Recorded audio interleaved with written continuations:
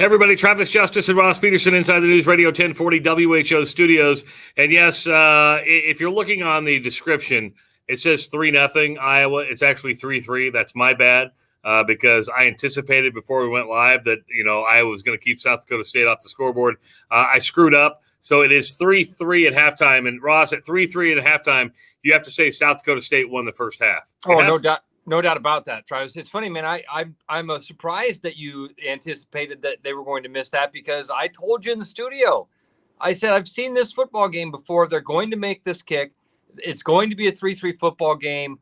And having seen this football game before, Hawk fans, buckle up for a fun sound-off. Well, and here's the deal. You remember when you got the link for this? It was 6 minutes to go in the half. So I was planning, anticipating it, and I thought I could edit it, but obviously I couldn't. But at the end of the day, we know that it's going to be a busy Jethro's Barbecue Sound-Off tonight from 4 to 7 on News Radio 1040 WHO because Spencer Petras and this offense sucks. It absolutely sucks. It is bad football. We're watching stuff come in on social media, and that's the pulse of the fan, right? And maybe not every fan. But when you hear stuff like, this Iowa offense is like a traffic jam in a construction zone, nobody's moving and everybody's mad. There's a perfect example of just some of the fandom out there that people are going to let Spencer Petras and this Iowa offense and Brian Ferentz have it coming up in the next on our show tonight. I can feel it.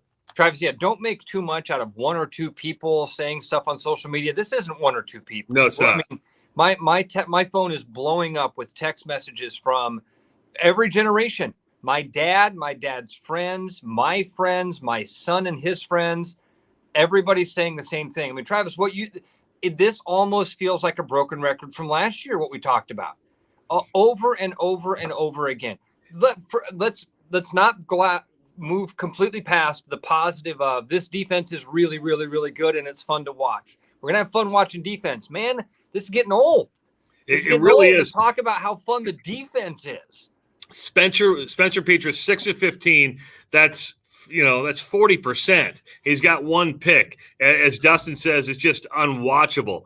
You got John saying great defense and special teams. Yeah, but here's the deal. Your most valuable player cannot be your punter. It just can't be. I love Torrey Taylor. He does a great job of flipping the field. But at the end of the day, your punter cannot be your most valuable player. You've got problems if that's the case.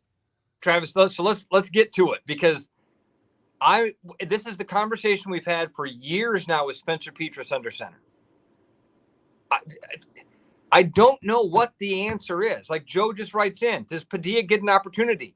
Joe, this is the conversation I want to have because I don't know what the answer is. So let me just kick the tires on what's in my brain right now. Spencer Petras does not make the plays. I've always said it's not the offensive coordinator. It's Kirk Ferentz. We run this really conservative style of offense because that's what Kirk Ferentz wants to run. And I don't want Kirk Ferentz to leave. So I don't know what I'm really asking for. But here's the problem, Ross. On the Petras interception, he clearly didn't read the defense. He had two other wide open guys, and he locks in on his favorite receivers. If you can't read the defense, he had three wide open guys. And he threw into triple coverage. I'm with you. So you got to make a change. And I think at this point you've at least that play, Travis, is probably the one you got to point to the most and say, listen, we saw the throws in the camp. You got a cannon. You can throw a ball 80 yards. But, man, when the ball gets snapped and the bullets start to fly, you're not making the right decisions. You're not seeing the field the right way. And we got to go with somebody that we think can do that. We're saying I'm going back and forth. I feel like I'm going insane because I go back and forth with, man, we're talking about a team that won 10 games last year. We're talking about a team that played in the Big Ten title game. We're talking about a quarterback that led his team to the Big Ten title game last year. And I don't think that Alex Padilla comes in and is dynamically better. Kyle says the snaps to Petras have been bad today also too. No, they haven't been great, but Petras actually just one went right off his hands. It's not you got a brand new center. And I admit that a brand new center is a lot that happens right there. And the center is the anchor of the offensive line. The center is not the problem here. It's just not the problem. It's a soup. There's so many ingredients you can put into this. He's missing a ton of his weapons in the receiving core. He's only down to one running back. He's got an offensive line that has been moving around. These are the same conversations we've been having for a long time.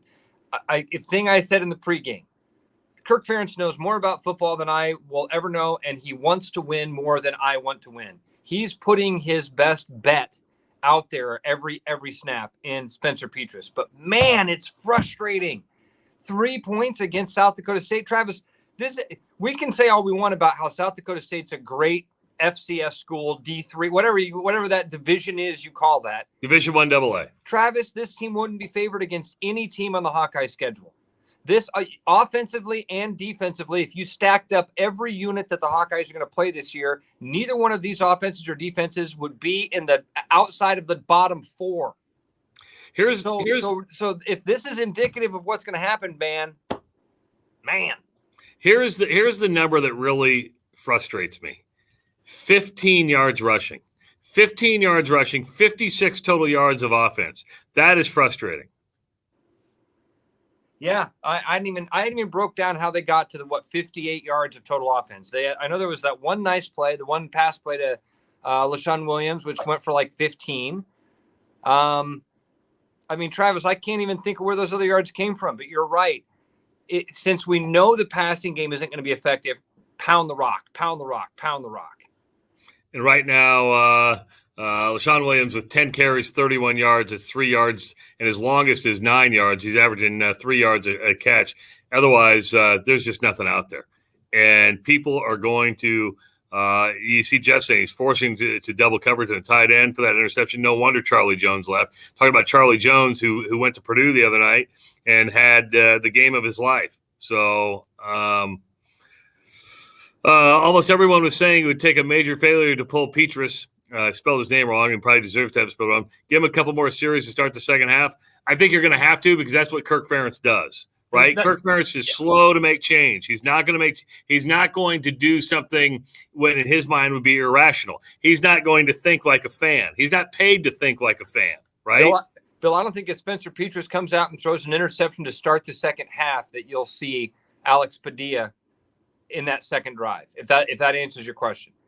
I've watched Coach Ferentz enough to know that he sticks to his guns and that he thinks that his best bet is the guy that's under center right now. And that's, again, maybe that adds to the frustration of it, is that I know that there's not going to be that change. And I also think that I saw the change happen last year, and it wasn't that immediate spark and great change to the offense and pace that I was hoping that we would see. So, again, man, just sound like a whiner, because it's just like, darn it. Well, I don't know what the fix is, but darn it. Well, I want to thank everybody who wrote in on the comments during halftime. We're going to be back after the game here on Facebook and YouTube. But I can say this, a 3-hour edition of the Jethro's Barbecue Sound-Off coming up from 4 to 7 on News Radio 1040 WHO. 515-284-1040 is the number to call. And, Ross, I have a feeling last year, I think every single game we were a full phone bank deep for the entire show. I'm anticipating the same thing this year. You and I have gotten really good at this game, Travis, we can sit here at about halftime and figure out what this show is going to be like. Tonight's going to be a dynamic show. Win or lose, we're going to have a lot of complaining. And really, honestly, at this point, winning is the best thing for us. We usually say losing is good for business on Sound Off. Winning's the best thing for us under this circumstance, because we're going to get the trolling effect. We will get the people that call in that are doing the same thing that we're doing right now. Going, damn it, needs to be better. You can't play like this and go into Big Ten play and expect to have a 10-win season and be Big Ten West champs. Can't do it. And the next call is going to be, you won, be happy. So best thing that could happen is a 6-3 win for the Hawks. He's Ross Peterson. I'm Travis Justice. We'll be back after the game. And don't forget the Jethro's Barbecue Sound-Off coming up from 4 to 7 on News Radio 1040 WHO and on the iHeartRadio app. We will see you after the game.